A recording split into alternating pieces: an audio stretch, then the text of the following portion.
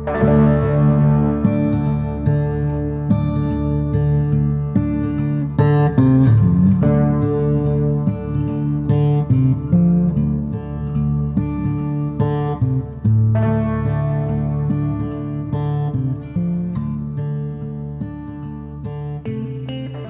you have a lot of windows in your home. I have a lot of windows. A lot of windows. This is very But reminiscent of go the ahead. person that you worked with in the chaos realm on the moon, where you had the exit out of that place. But again, that wasn't in his realm of possibility. He was closed Yes, in. And so we do that same thing. we And do. that realm is a realm just like this realm is a realm. So they're Yes. completely separate, or they're all together. And so absolutely they are. And what happens here is that people can blow off these different experiences that people have, or I will only look into this or that or this or whatever, but we forget and we don't understand that we are missing out on peering through another way that we would greatly benefit in knowing God. Because what do you do when so I always say this, so sorry if I'm being repetitive, but No, when you want to get to know somebody, you get to know their friends, right? So that's what we're doing. We're getting to know God's friends. And through God's friends, we learn more and more about God himself. We see how God moves in his people. And we learn to have the humility that we don't need to ask God to reveal to us the same things he's already revealed through others. Um, Many of us are very much capable of having the mystical experience. And but each of us are called in different ways. Um, One of the things you'll see when Dialogues 2 comes out is that, yes, we can train up a spiritual army of mystics. We absolutely can do that. But part of the way we do it is by not insulting God, by ignoring the works he's already left behind. And we use those as our formation. That's part of our formation in becoming the mystics that we, whatever God deems that we should be. And so some of us will have mystical experiences that are primarily geared towards our own purification, and some will have particular areas that they are drawn to. Some people have apocalyptic type prophetic gifts. Some people are going to be similar to what I'm experiencing, and others will have completely different manifestations. And some people will experience mysticism more as a personal level to help them just with their purification alone. But part of the way we inform the process is by allowing God to teach us through those through whom he's already spoken. And with everything being so divisive right now, especially I can just speak about our country. Mm-hmm. And so many people are batting heads with each other with this idea being correct or that idea. And we're speaking of faith. And if we think about what is the greatest possibility for all, and what is the greatest possibility for every person, every family, every soul. Now, there is something that exists that is that greatest possibility. And if we could all focus on that rather than focusing on, oh, my idea is different than yours, and I'm going to argue about that, and da-da-da. And while that's happening, there's other things happening that aren't so good, and we're not having that greatest possibility for everyone because we're too busy with our own thoughts and ideas about how we intellectually think about things and what our belief systems are, the narrow belief systems and such. So I just wanted to throw that out there. That's absolutely true. And even just to like wrap up 17, the 17th mystery, which is fixing our eyes on the perfection of God and allowing that perfection to energetically alter and bring forth that which is good and evil within ourselves. That's what we're doing. You enter into the house of the mysteries because there's no greater mystery than ourself. And, not because, let me make sure I make that clear what I mean, not in a prideful way of, oh, I am this unique creation. It is this, but we are also trying to discover the mystery of God that lies within each and every human soul. And that's what we're doing when we enter the house of the mysteries. And what is the water initiation? Well, can you remind me which one? We talking about the Well, in my notes, living water? right after the entrance of the house of the mysteries is okay. I wrote down the water initiation. Okay, And well then it's just before the initiation of the birth and death points. Okay, let me take a look here. Pulsation, the light of the immortal. Yeah, well, that sounds about right. Yeah. I did the eye move. You did the eye move, and I love it when you do that. Let's see. Be blah blah blah blah blah blah blah blah blah blah. um.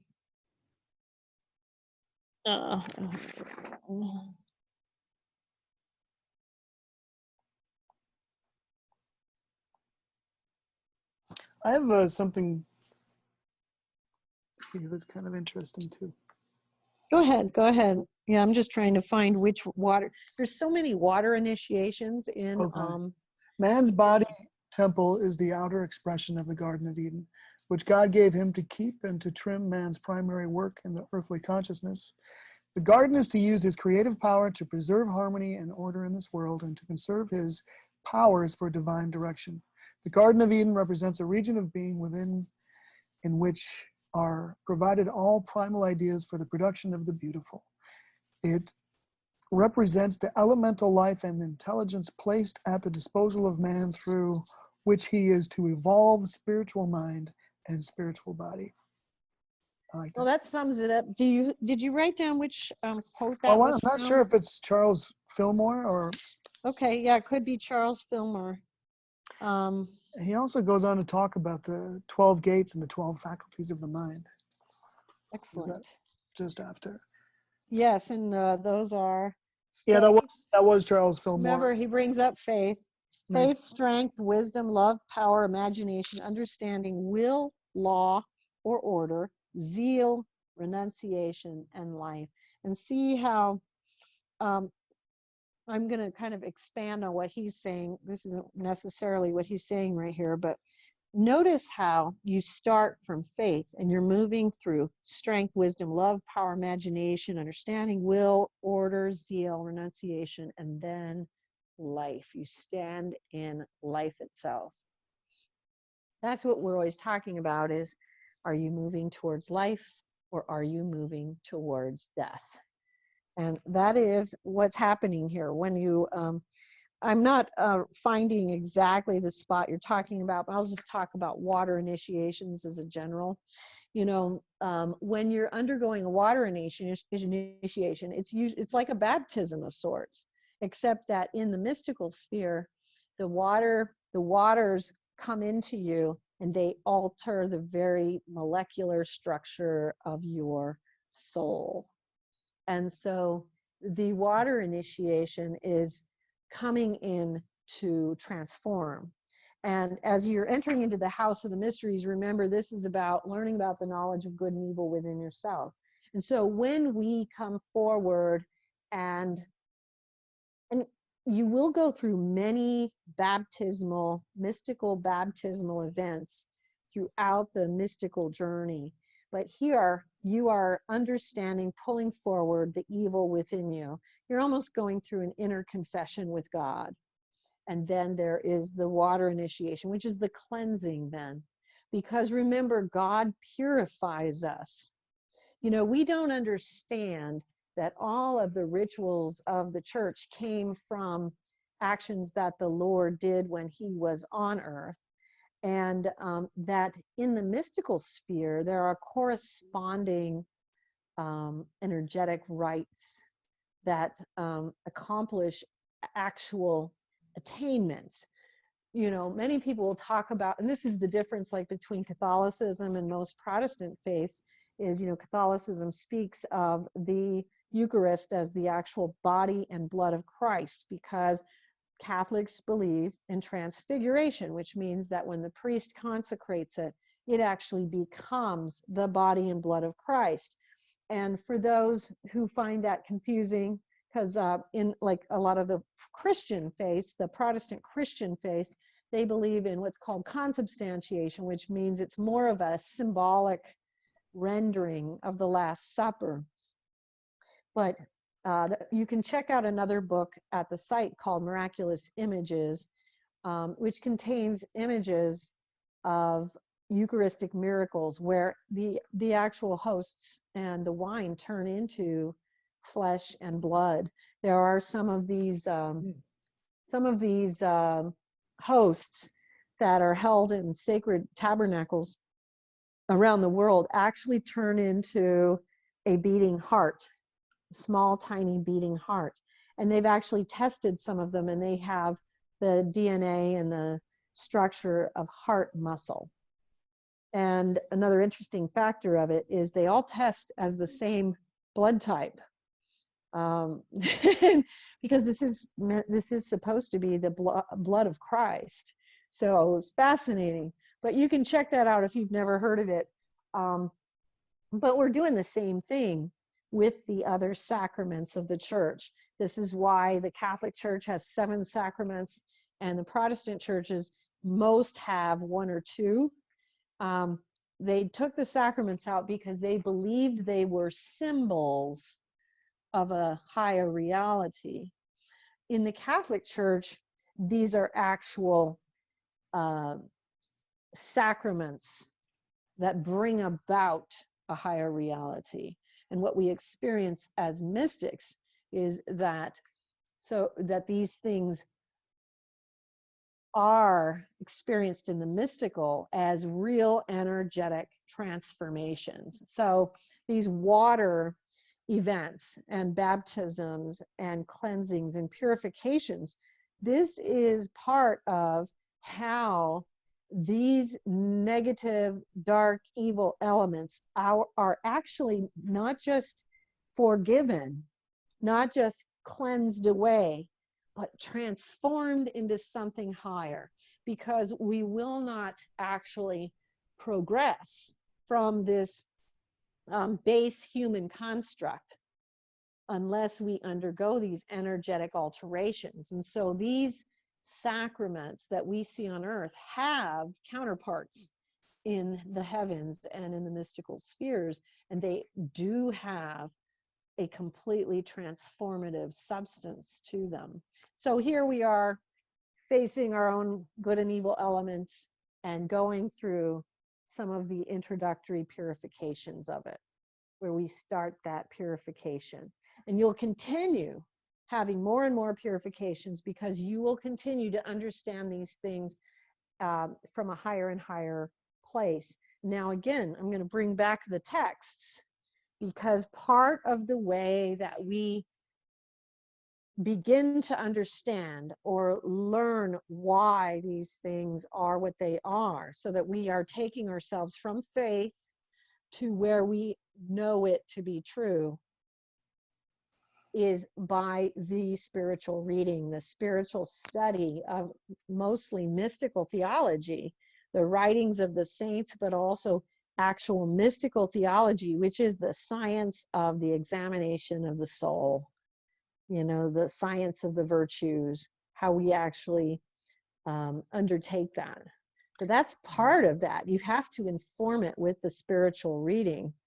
And one thing too is people, I think often when they think of study, they think of going to the university or college, and you're studying a subject separate from yourself that you'll have to regurgitate later to get a high score. But whenever I'm studying works of the mystical realm and such, it's a transformative event. It becomes part of me. I know you've talked about eating the texts as nourishment. Yes. For me, that is fully what it is when I'm not just studying something so I can be studious, or it's more when I'm doing it, it's a full emotional, psychological, spiritual, it's something that is, I feel like I am evolving.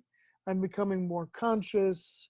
It's way more than just, hey, I'm gonna put on my glasses and go study some subject. Exactly. It's ironic too, because it was just yesterday that I was actually editing a portion of Dialogues 2, which is exactly about this, eating the texts. And I have talked about it in my books, but I'm not the only one.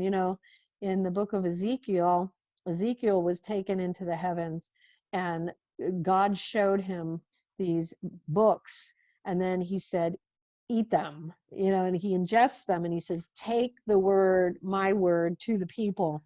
Now, in Dialogues 2, I was editing this because one of the seeker has a vision where he's told to eat the text, and he's like, what is this, some dark stuff, or what is this? And it's like, nope, they're asking you to ingest the knowledge.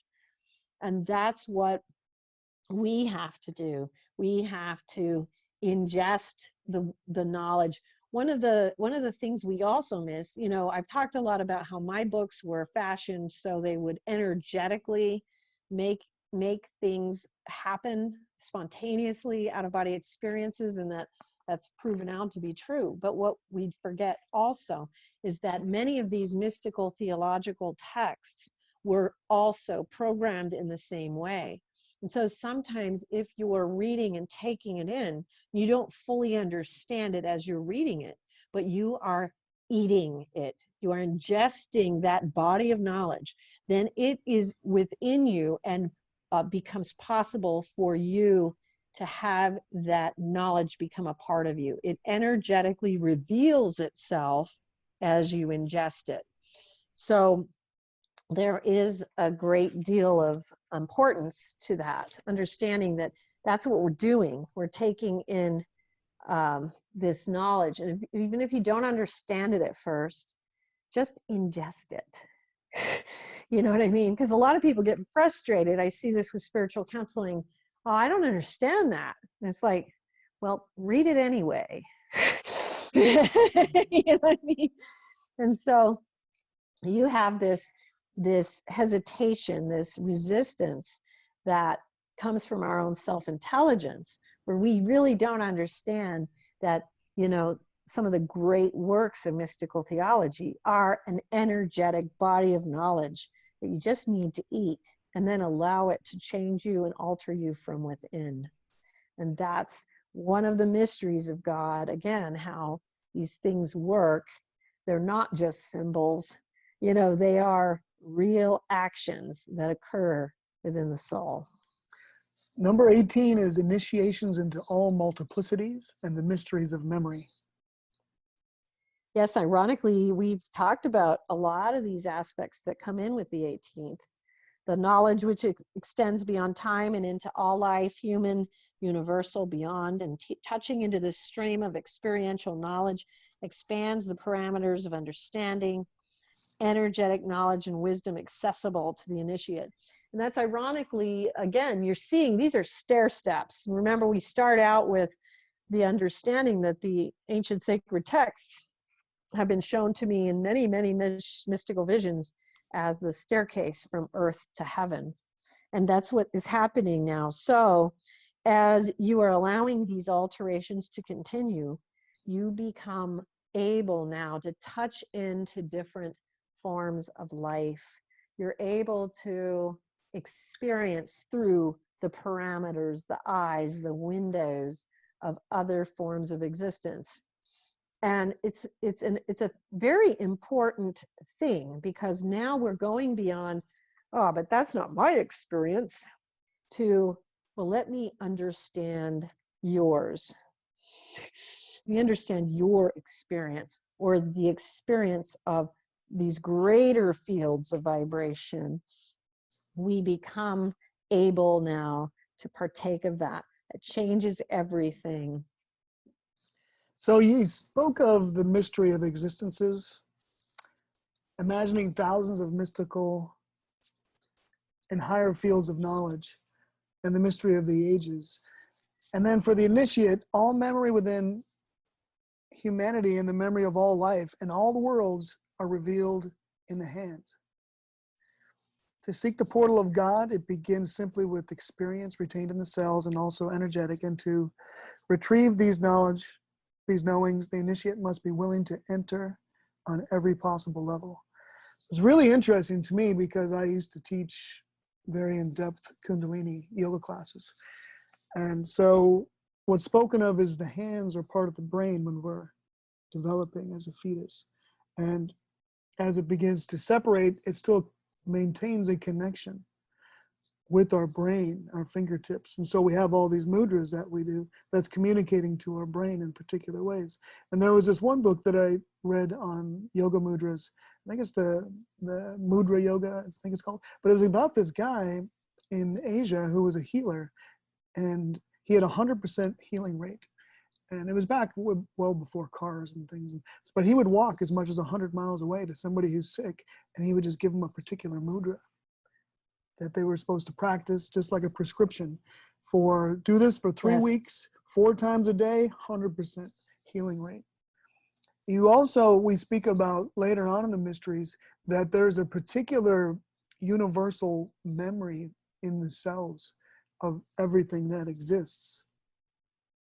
Yeah, because we forget that every cell contains within it the model of all life. And we have 100 trillion cells in the body. Right? Every cell contains that capacity. So, you know, we have the ability to not only touch into our own past lives, but we have the ability to touch into existence itself. Different periods in history, different periods in time. We are able to do that, and we are able to touch into other forms of life beyond our own realm, not just the forms. You know, we can also access forms of life within our own realm because, you know, we have like hundreds of different life forms in this world. That's one of the things that makes it so interesting, I think, to extraterrestrials. We have hundreds of animals. We have probably more than hundreds, probably thousands, probably tens of thousands, probably whatever. We have a lot. And we also have that in the plant world. And we have these oceans and these land masses that are just completely different worlds. So, you know, we are able then to touch into all of that life, as well as all life in the universe, all life beyond, in all realms of vibration that are accessible to us. Because again, we're still operating from whatever vibrational level we have achieved. So we can't go into the spheres that are above us or higher than our level of vibrational attainment. When we do that or try to, we will feel like we're being crushed. So we because the vibration is just too intense and we can't handle that. It's one of the ways that the universe, you know, polices itself is that we can't go. So ingesting ancient sacred texts, for instance, there's a certain energy in that. So when yes, we ingest that, it's helping us to go to higher realms. Absolutely. Very good point too, Brian, because that's exactly what we're doing.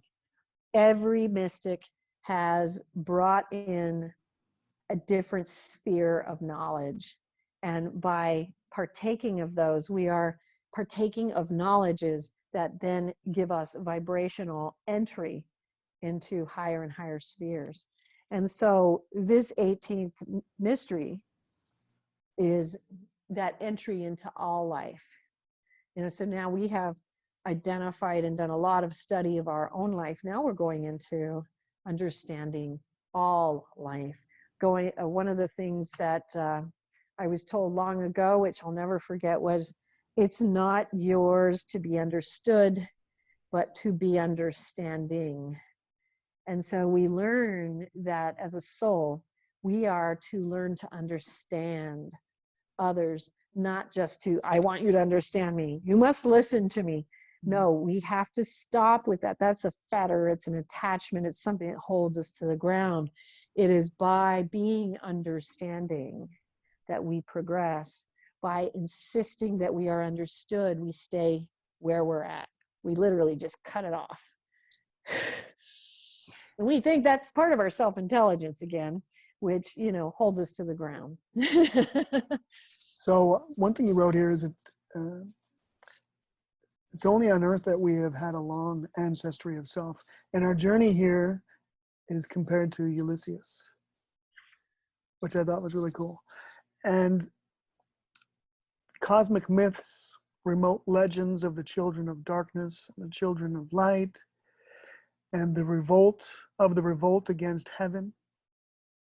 There's a lot of different things right here. Elemental beings, the shades, one of yourselves where you sought out wisdom, a giant wrought out of flame with eternity in its eyes.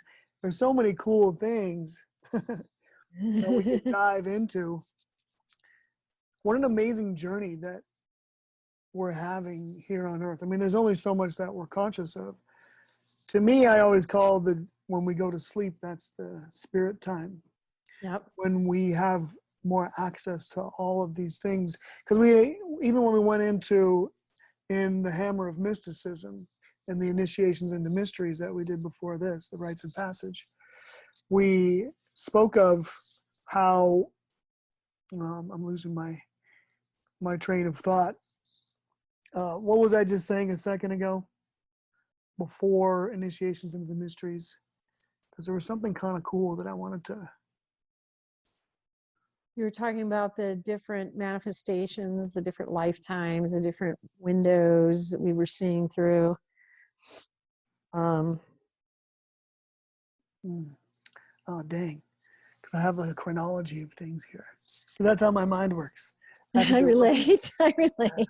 All right. So let's just get into, because we talked about comparing this journey that we're on. Oh, I think I know now, to Ulysses. And then we talked about the spirit time where we can see so much more. And then when in the initiations into the mysteries, we're talking about physics, and we're talking about the visual spectrum of what we can see. And for as much as what science knows right now, that we only really see about 2% of the full 100% realm in the physical realm. But this is just this physical realm, when there's all of these other realms that we don't see at all. But the spirit Exactly. realm, that's when I we get think to, that's one of the things that is probably one of the biggest illusions of our existence here, is that what we see is what exists in front of us. And it's when we start realizing that this is literally one tiny eyeball, into existence itself. Can we speak about the guardian of the veil and the We ascension can. and the ascension beyond the veil? Well, ironically, in my experience, the guardian of the veil was Thoth. And you had to pass by, you were asked many questions before you could pass. And if you had the correct questions that were required, then you could pass beyond the veil. And what this is symbolic is this passage into a higher now element of existential thinking. And, like you mentioned, the hands, the intertwining of the hands. And this is, one of the mystical experiences I had in this was all the hands were coming together, and the hands were of all cultures, of all colors. It's this uniting of all life. So when you're going beyond the veil, you're going into this higher understanding of things.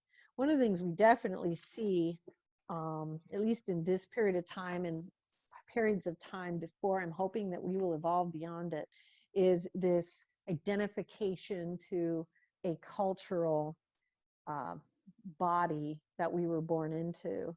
And this idea where this is where all the ideas of racism and all the problems that arise from it come, where in this moving beyond the veil, you're intertwining with these hands of many, many colors, because for one, you've been all of them. You've gone through experiencing all of them, and you are uniting that knowledge now. And as you cross it over into the veil, you see how irrelevant these constructs that we create in the human world of our otherness are really totally irrelevant in the realms of the spirit. Our identity as a single human being here in this world is literally like one checker on a checkerboard, and that's even not a great comparison. It's a tiny, tiny little thing in the spectrum of all life that we have lived ourselves, and all life that all life has left. Because here, when you're going towards death, you're going towards this otherness, this multiplicity. When you're going towards life, you're going towards this oneness, this unity. And so this knowledge has become a part of you. You have this understanding of being on both sides of all arguments in a human realm. None of these things matter anymore. So these are just different shades of a rainbow that comes together when the hands unite. And that's why you say ascension beyond the veil to the place of true living. Yes, very well put there, Brian, from there. Finding one of the things I wrote in here kind of identifies a lot what I'm talking about. Do not be tempted like the wayfarer to perceive these as instances in time or aspects of humanity, for they are not. Each of the mystical hands which reaches for the other is a moment in time, be it a lifetime, past, future, cellular memory from ancestry, DNA, strand, merging with the incarnate memory of all human life. But they cannot separate at this point. Individuality at that time is no longer possible, because in incorporating knowledge itself, there is no individual strand anymore. So this little me here is now entering into all life, all understanding, all experience. So there is no room. It is limited. It is binding you to the physical realm to think in terms of these small details of the manifestation of life in the multiplicity. The small details of, like, okay, whether you're a dog or a cat, whether you're white or black, green, orange, or red, or whatever, because in reality, you are all that. All of us are all of that. And so this, ironically, this is another attachment to the ground. It holds us fast to the ground of, I identify as this, but we are not just this. This is just one set of eyes that is peering into creation's manifestation. So it's a very, so here, and here I put in the flasks are multiplicitous, and that's the different manifestations that we can take. But the alteration here in this 18th mystery is that you really can no longer, because it's something that is happening energetically, you can no longer think that way, because you are seeing through so many eyes. And again, I'll just bring up, I probably mentioned this before, it was a near-death experience that Sean Graham shared, where one of the things he saw very early on in his near-death experience were, it started out with 1, 2, 3 eyes, and then they just started appearing everywhere. Thousands and tens of thousands, hundreds of thousands, and then millions of eyes. And that's what this is referring to. It's these eyes into reality, into creation that we look through, which by themselves are very limited. Together, the millions together are the 18th mystery. It's very Alex Gray. Isn't he the Like artist that draws with I the eyes everywhere? I don't know, but I'm familiar with some artists who do that. So I'm not familiar with Alex Gray, but he might be the artist you're talking about. Yes, He it spoke of was. he spoke of attending to the guardian, the guardian of the threshold, and a lesser and greater guardian, the two guardians, the two types. Can you speak a little bit more about that? Well, I can try if I can remember where you're at. Um, And the threshold guardian, you would think, is more of making sure that we are where we're supposed to be. Ready. Yeah, they won't let you pass unless you're there. But after you pass, there are other guardians that you then face. They're different. And I'm not going to go into too much detail on that just because people will experience these mysteries and these rites differently. So I don't want to give the impression that the way that I experienced it is exactly, or the guardians that I saw will exactly be the ones you see. Many people do have it's very similar across the board, but there are deviations, there's changes and alterations for each human being as to who you're going to see. But beyond the threshold, you'll go through more rituals and rites past that with other guardians beyond that. And so, Well, let's move into a different subject because this is kind of a vast mystery. yes. You spoke about the journey into the elements, and there's actually 7 Mm-hmm. elements, not 4, and the other 3 are related to the spirit world and consist of essence, karmic memory, and spiritual ether. This is spoken of by H.P. Blavatsky. So I wonder if you can expound a little bit more on the 3 elements that are related to the spirit world: the essence, the karmic memory, and the spiritual ether. Well, the essence is going into the higher soul, the spirit. Karmic memory is like an element in and of itself because it literally is the energetic construct which creates every human being. Spiritual ether is literally the spiritual substance from which all things are created. So we have these 4 elements that are earthly. We don't realize that there are higher elements as well, and they are essential elements of creation itself, the creation of the human body, the way that the spirit enters into the body, the way the body is chosen and formed through the karmic memory and through the essence, which is soul. The spiritual ether is something that you um, learn quite a bit about in out-of-body travel because you're working with it constantly. It is the literal substance of creation. So before anything can become any of these other elements, it is spiritual ether first. It's where all creation moves and draws life into being.